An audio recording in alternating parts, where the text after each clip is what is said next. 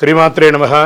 Sadhguru జ్యోతిషాలయం December 2025 ఆంగ్ల నూతన సంవత్సరంలో ఈ 2025లో ఆఖరి నెలగా అని చెప్పుకోవచ్చు. ఆంగ్ల సంవత్సరంలో ఆఖరి నెల డిసెంబర్ 1 నుండి డిసెంబర్ 31 వరకు ఈ నెలంతా కూడా ఈ ద్వాదశ రాశులకి ఎలా ఉన్నాయి, రాశి ఫలితాలు ఎలా ఉన్నాయి, ప్రతి ఒక్కరికి కూడా జాతకం అంటే ఒక నమ్మకం. నాకు ఈ నెల వ్యాపారం ఎలా ఉంటుంది, ఉద్యోగం ఎలా ఉంటుంది, నాకు ఆర్థికంగా ఎలా ఉంటాను, నా కుటుంబం ఎలా ఉంటుంది, ఇలాంటి ఎప్పటికీ ఒక కన్ఫ్యూషన్స్తోనే అందరూ ఉంటూ ఉంటారు. ఇది ప్రతి ఒక్కరు కూడా గోచార గ్రహస్థితులు అన్ని వర్గాల వారిని దృష్టిలో పెట్టుకొని గణించి చెప్పడం జరుగుతుంది. ఇప్పుడు చెప్తున్నట్టు ఈ జాతకం మీ యొక్క వ్యక్తిగత జాతకానికి ఒక 30 నుంచి 40% మాత్రమే వర్తిస్తుంది. మీ యొక్క date of birth, time of birth ద్వారా మీరు తెలుసుకుంటే సంపూర్ణమైనటువంటి జాతకం అప్పుడు సంపూర్ణ జాతకంగా ఉంటుంది. మళ్ళీ చెప్తున్నాను, ప్రతి ఒక్క ఎపిసోడ్లోనూ చెప్తూ ఉంటాను నేను, జాతకం పడుతున్న వర్షానికి ఒక గొడుగు మాత్రమే కానీ జాతకం జీవితం కాదు. మీరు మిమ్మల్ని నమ్మండి, మీ నమ్మిన దైవాన్ని నమ్మండి, అయ్యప్ప స్వామి గారు నమ్మండి, అన్ని రకాలుగా మేలు జరుగుతుంది. మా ఛానల్ ద్వారా చూస్తున్నటువంటి ప్రేక్షక మిత్రులందరికీ కూడా శుభాకాంక్షలు. మీరందరూ కూడా క్షేమంగా ఉండాలని ప్రార్థిస్తున్నాను. మా ఛానల్ ద్వారా చూస్తున్నటువంటి కార్యక్రమాలన్నింటినీ ఒక్కసారి అలా లైక్ చేయండి, సబ్స్క్రైబ్ చేయండి, షేర్ చేయండి. డిసెంబర్ 2025 వృషభ రాశి వారికి ఫలితాలు ఎలా ఉన్నాయి అని చెప్పి చూసుకుంటే, సూర్యుడు 7వ స్థానంలో, కుజుడు 5వ స్థానంలో, గురుడు 12వ స్థానంలో, బుధుడు 7వ స్థానంలో, శుక్రుడు రాశి అధిపతిగా, శని 10వ స్థానంలో, రాహు 11వ స్థానంలో, కేతు 5వ స్థానంలో ఉన్నారు. దీనివల్ల ఈ యొక్క గోచార ప్రకారంగా ఈ నెల ఎలా ఉంది అని చూసుకుంటే, ఉద్యోగస్తులకు తీసుకుంటే సానుకూలమైనటువంటి ఫలితాలు ఉంటుందని చెప్పచ్చు. శని 10వ స్థానంలో ఉండడం వల్ల పని మీద మంచి ప్రగతి, మీ రెప్యుటేషన్ పెరిగే అవకాశాలు ఉన్నాయి. పైవారి నుండి సపోర్ట్స్ కూడా వస్తుంది, కొత్త బాధ్యతలు వస్తాయి. ప్రభుత్వ ఉద్యోగాలకి ప్రత్యేక శుభ ఫలితాలు వచ్చే అవకాశాలు ఉన్నాయి. చిన్న ఒత్తిడి కూడా ఉంటుంది దీంట్లో ఉద్యోగస్తులకి. మీరు చేసిన పని అందరికీ అర్థమయ్యేటట్టుగా ఉండేటట్టుగా చేయండి. వ్యాపారస్తులకి వ్యాపారంలో మంచి గ్రోత్ ఉంటుంది. 1వ తారీఖు నుండి 10వ తేదీలోపు చిన్న తగాదులు వస్తాయి. పార్ట్నర్షిప్లో కొంచెం ఇబ్బంది వచ్చే అవకాశం ఉన్నాయి. ఇక స్టాక్స్ సప్లై డిలేస్ అవన్నీ అవుతుంది. మళ్ళీ 10వ తారీఖు తర్వాత బాగుంటుందని చెప్పచ్చు. మంది ఎండ్లో చాలా బాగుంటుందని కూడా చెప్పచ్చు. ఆర్థికంగా ఈ యొక్క వృషభ రాశి వారికి నెల 20వ తారీఖు తర్వాత డబ్బులు వచ్చే అవకాశాలు ఉన్నాయి. మీకు రావాల్సినటువంటి అప్పులంతా కూడా తీరే అవకాశాలు బాగా ఉన్నాయి. మీరు ఇచ్చినటువంటి డెట్స్ అంతా మీరు ఇవ్వవలసిన వాళ్ళు కూడా ఇచ్చే అవకాశాలు బాగా కనబడుతున్నాయి. స్నేహితులు, బంధువుల వల్ల ఖర్చులు పెరిగే అవకాశాలు ఉన్నాయి. అన్ఎక్స్పెక్టెడ్ ఎక్స్పెండిచర్స్ వచ్చే అవకాశం వృషభ రాశి వారికి ఈ నెల ఉంది.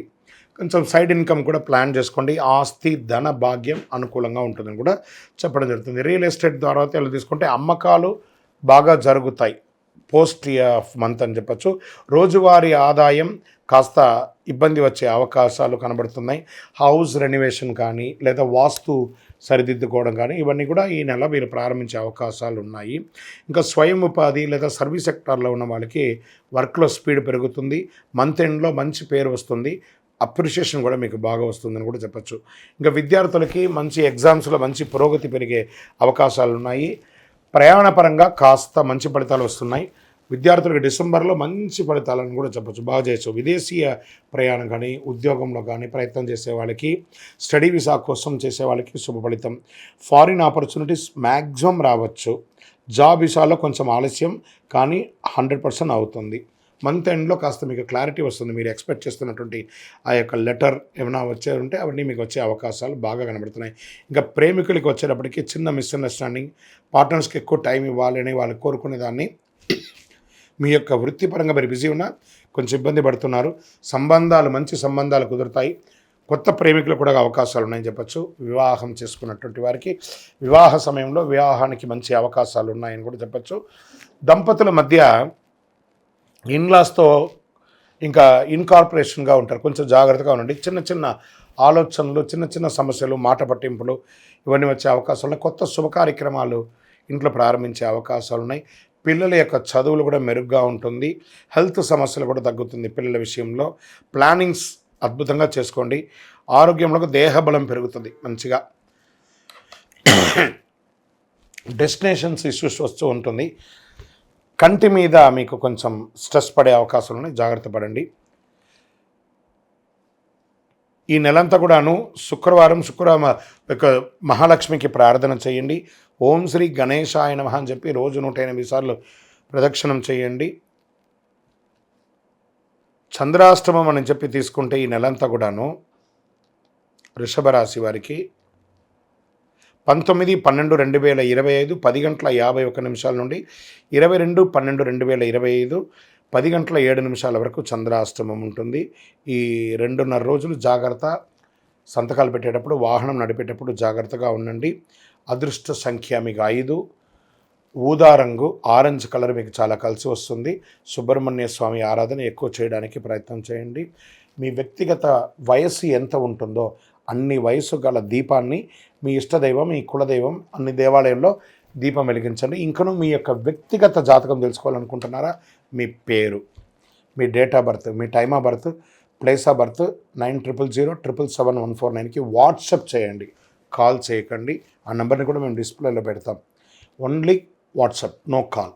మా అడ్మిన్ చూసిన తర్వాత మీకు కాల్ చేస్తారు. సో ఇంకను ద్వాదశ రాశుల ద్వారా రాశి ఫలితాలు పొందిన వాళ్ళందరూ కూడా ఆయుర ఆరోగ్య ఐశ్వర్య భోగభాగ్యాలతో ఉండాలని మనస్ఫూర్తిగా ఆశీర్వదిస్తున్నాం. అయ్యప్ప స్వామి వారి అనుగ్రహం మీకు అందరూ కలగాలని ప్రార్థిస్తున్నాం. మీరు తిరుపతికి వచ్చినప్పుడు మన అయ్యప్ప స్వామి వారి 18 అవతారముల దేవాలయం తిరుపతిలో నిర్మించాం. జీవకోన అనే ఒక ప్రాంతంలో వచ్చి దర్శనం చేసుకోండి. ఈ 60 రోజులు కూడా అన్నదానం ఉంటుంది మన దేవాలయంలో. తిరుపతికి వచ్చినప్పుడు మధ్యాహ్నం ఒక రోజు మన దేవాలయంలో భిక్ష ఆతిథ్యం స్వీకరించండి. అందరూ వచ్చి విజయోస్తు మీకోసం ప్రార్థన చేస్తూ ఉంటాం. చంద్రమౌళి వెంకటేష్ శర్మ. శరణమయ్యప్ప.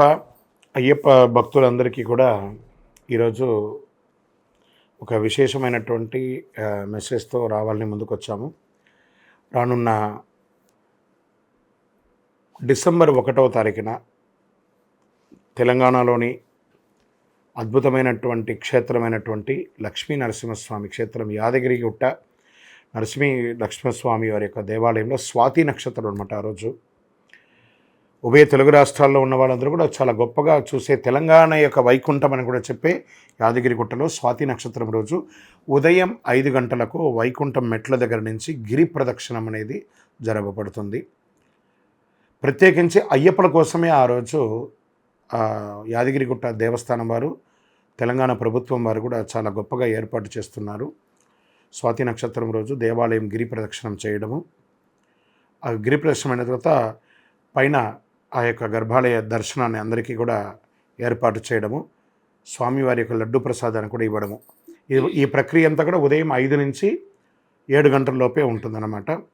మధ్యలో జాయిన్ అవ్వడం ఉండదు. 5-5:30కు నడవడం మొదలుపెట్టేస్తారు. వేల జనాలు వస్తారు.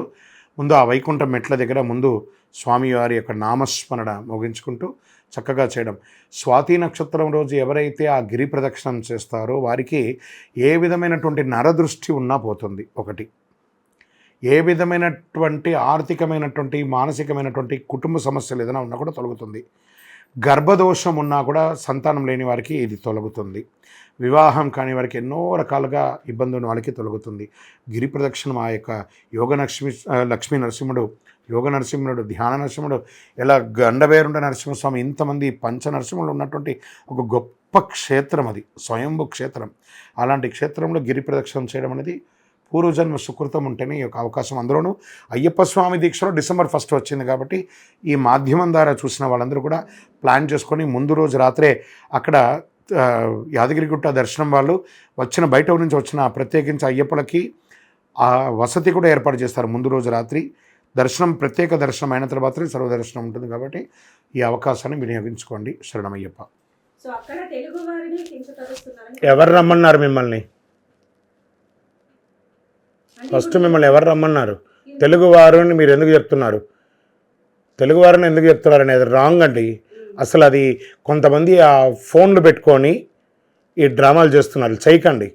చాలా భక్తిగా వచ్చే భక్తుల యొక్క మనోభావాన్ని మీరు పెట్టే వీడియో ద్వారా బాధపడుతున్నారు. ఒకటి గుర్తుపెట్టుకుందాం, మన ఇంటికి ఒక ఫంక్షన్కి పిలిచామంటే ఆ ఫంక్షన్లో ఒక 50 మందిని అకామిడేట్ చేయగలుగుతాం అనుకోండి. అక్కడ 500 మంది వస్తే మీరు ఏం చేస్తారు? మీరు ఒక ఇంటి యజమానిగా ఉంటే శబరిమలకి ఎవరు ఎక్కడి నుంచి వస్తున్నారు, ఎంతమంది వస్తున్నారని అన్ప్రిడిక్టబుల్. వాస్తవానికి బాగా గుర్తుపెట్టుకోవాలి. ఆ ఒకళ్ళిద్దరూ 10 గంటలు 18 గంటలు క్యూలో నిలబడి తెలుగువారు అంటే ఇష్టపడ. కేరళ ప్రభుత్వానికి అదే పనే, తెలుగువారిని కించపరచడం వాళ్ళ పనే. అయితే తెలుగు తమిళ్ భాష ఇది విభేదం చేస్తున్నారని, మనలో ఉన్నటువంటి కొంతమంది వాళ్ళు మీడియా ఫోకస్ అవ్వడానికి కోసం తెలుగు వారు తమిళ్ వారు అని చెప్పి ఫోకస్ చేస్తున్నారు. ఇలాంటి మాటలు ఇలాంటి వీడియోలు పెట్టకండి. అలాంటి వీడియోని ఖండించి బ్లాక్ చేయండి. చాలా తప్పు. శబరిమల ఒక పవిత్రమైనటువంటి క్షేత్రం, అది భక్తులు పెరుగుతారు, జాతర ఉంటుంది. ఆ జాతర సమయంలో ఇబ్బందులు ఉంటాయి, పడాలి. మీరు ఇష్టపడే కదా వెళ్ళారు, అప్పుడు ఆ ఇష్టాన్ని అనుభవించండి. అక్కడ మీరు రాగానే ఉన్న రాజమర్యాదకి పెళ్లి భోజనానికే వెళ్ళారు, మీరు రండి కూర్చోండి, చైర్ వేయండి, మీకు భోజనం పెట్టండి, బఫెట్ ప్లేట్ ఇస్తామంటారా? మంచినీళ్ళు కూడా దొరకని ఘోర కీకారణ్యం అండి అది. అక్కడ తిరువాంకూరు దేవస్వం బోర్డు వారు మరియు సెంట్రల్ ఫారెస్ట్ వారు అన్ని ఏర్పాట్లు చేస్తున్నారు.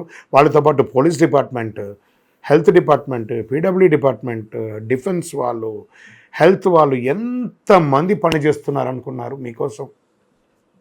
కాబట్టి ఇతరుల గురించి మనం తప్పు చెప్పడం చాలా ఈజీ, కానీ దానివల్ల వెనక వచ్చే వాళ్ళందరూ కన్ఫ్యూజ్ అవుతున్నారు. ఫస్ట్ ఇలాంటి నెగిటివ్ క్వశ్చన్స్, నెగిటివ్ ఆన్సర్స్ని దయచేసి ఏ ఛానల్ వాళ్ళు కూడా ఎంకరేజ్ చేయకండి. వీలుంటే మన ఆధ్యాత్మికాన్ని, హిందుత్వాన్ని పెంచే మంచి విషయాన్ని మాత్రం చెప్పండి.